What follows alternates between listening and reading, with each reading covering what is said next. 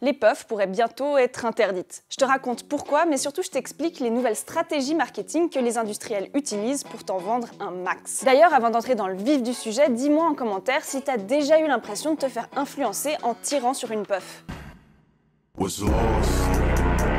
Bon. Alors la France songe sérieusement à bannir les puffs et devrait prendre sa décision à la rentrée scolaire. Et en Suisse aussi, au moins 2 motions ont été déposées pour interdire la fameuse cigarette électronique jetable. Et ce ne seraient pas les premiers pays à le faire. L'Australie a déjà décidé d'interdire la puff et l'Allemagne, l'Irlande et la Belgique sont sur le point de changer leur loi. Ok, mais alors pourquoi interdire la puff et pas la cigarette électronique classique ou la fameuse cigarette tradie de nos parents? Pour comprendre, il faut revenir quelques années en arrière, en 2019, et se demander pourquoi on a inventé la puff. En fait, depuis quelques années déjà, les industriels du tabac font face à un tout petit problème. Il y a de moins en moins de fumeurs, et ce pour plusieurs raisons. Soit les gens n'ont pas le droit de fumer, avec l'interdiction aux moins de 18 ans, soit les gens arrêtent de fumer, notamment grâce à une politique de sensibilisation anti-tabac, soit les gens meurent. Chaque année, il y a environ 8 millions de fumeurs qui décèdent à cause de leur consommation de cigarettes. Et quand on est une entreprise dont le but c'est quand même de se faire des thunes, perdre chaque année des clients, c'est pas trop le projet. Du coup, les industriels du tabac ont dû s'adapter. Mais t'inquiète pas trop pour eux, ils ont l'habitude et ils sont pleins de ressources. Les présomptions sont suffisantes pour considérer que la cigarette risque de mettre la santé en danger. Dans les années 70 déjà, quand les gens ont commencé à se poser quelques questions sur l'impact de la cigarette sur leur santé, les marques de tabac ont eu l'idée brillante d'inventer la cigarette légère. Un pur produit marketing qui a rassuré les fumeurs, mais qui n'est absolument pas plus safe que la cigarette normale. Légère, extra légère, légère et naturelle, légère et douce et même exceptionnellement légère.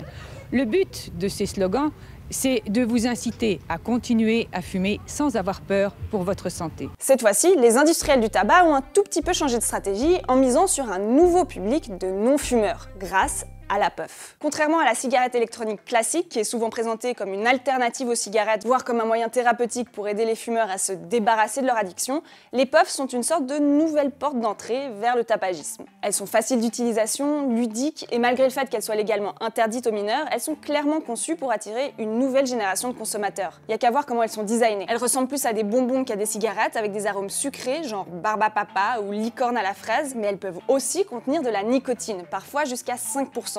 Et d'après l'Alliance française contre le tabac, une personne qui fume uniquement des puffs a 3 à 4 fois plus de risque de devenir un vrai fumeur plus tard, d'autant plus si le puffer est jeune. On sait en effet que la majorité des fumeurs adultes aujourd'hui a commencé sa consommation de cigarettes avant l'âge de 18 ans. Donc faut pas trop se leurrer non plus. En proposant ces nouveaux produits, les industriels du tabac savent exactement ce qu'ils font. Ils s'assurent une nouvelle clientèle pour les 30 prochaines années. C'est très ingénieux de leur part, faut l'avouer. Sur le plan purement chimique, la puff n'est a priori pas plus dangereuse pour la santé. En tout cas, pour l'instant, aucune étude n'a prouvé le contraire. Par contre, elle est potentiellement plus addictive que le tabac. Ça, c'est à cause du sel de nicotine, qui est présent dans les liquides de cigarettes électroniques. C'est une forme de nicotine qui est différente de la nicotine présente dans les cigarettes classiques. Et ce sel de nicotine est plus facilement absorbé par notre organisme, ce qui nous rend plus facilement accro. Et encore plus quand il s'agit d'un cerveau encore en développement. Si jamais, scientifiquement, notre cerveau atteint sa maturité à l'âge de 25 ans. Alors aujourd'hui, ça fait environ 3 ans que les puffs sont arrivées sur le marché européen et les premières études sur leur consommation commencent à sortir. En Suisse et en France, il y a 2 études différentes qui ont été menées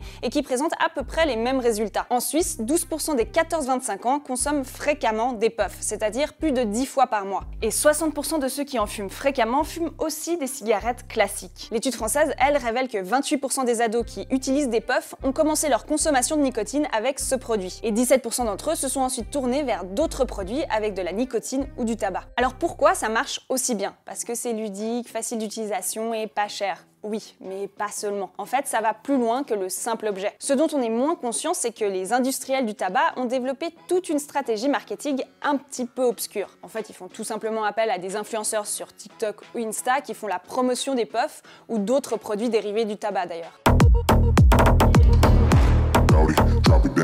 C'est la stratégie qu'a adoptée British American Tobacco. C'est le 2e plus grand fabricant de tabac au monde qui possède notamment Lucky Strike, Camel, American Spirit, Kent ou Vuse. Cette entreprise, elle a investi à elle seule pas moins de 1,2 milliard de dollars, principalement sur Insta et TikTok. Alors ce budget n'est évidemment pas destiné à la diffusion de pubs classiques sponsorisées, parce que tout simplement c'est interdit dans certains pays. Leur stratégie, c'est donc de payer des influenceurs qui se mettent en scène en train de consommer des puffs. T'en as certainement vu plein sur TikTok, sur Insta ou même sur YouTube, à coup de challenge, code promo ou juste dégustation des différents goûts. C'est donc de la pub déguisée, volontairement destinée à un public qui n'a légalement pas le droit de consommer ce genre de produit. Et ces industriels, ils profitent aussi d'un énorme flou juridique autour des produits dérivés du tabac. Aujourd'hui, dans la plupart des pays, la vente et la publicité des cigarettes classiques est clairement encadrée par la loi. Et généralement, avant 18 ans, tu ne peux pas acheter légalement des cigarettes. Et ben, c'est beaucoup moins clair pour les puffs. Les gouvernements ont juste de la peine à suivre le rythme des nouvelles innovations de l'industrie du tabac. Par exemple, la Suisse vient tout juste de mettre au même niveau les cigarettes classiques et les cigarettes électroniques. Jusqu'à présent, les cigarettes électroniques étaient considérées comme des denrées alimentaires. À partir de 2024, la puff sera interdite aux moins de 18 ans dans toute la Suisse, comme c'est déjà le cas en France, et sa publicité sera beaucoup plus encadrée. Mais entre nous, c'est pas ces limitations d'âge ou ces réglementations publicitaires qui font peur aux industriels, puisqu'ils pourront toujours se rabattre sur les nombreux influenceurs ou revendeurs présents sur les réseaux sociaux.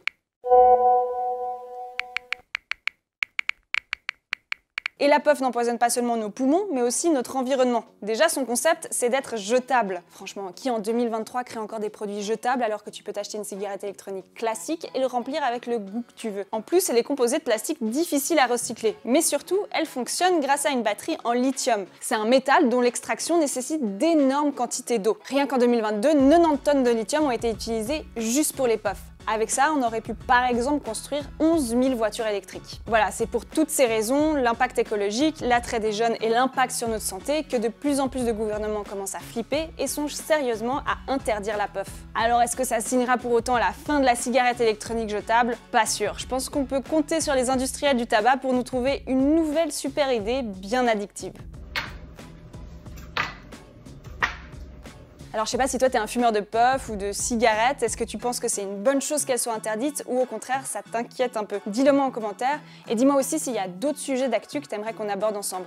Et n'oublie pas de t'abonner.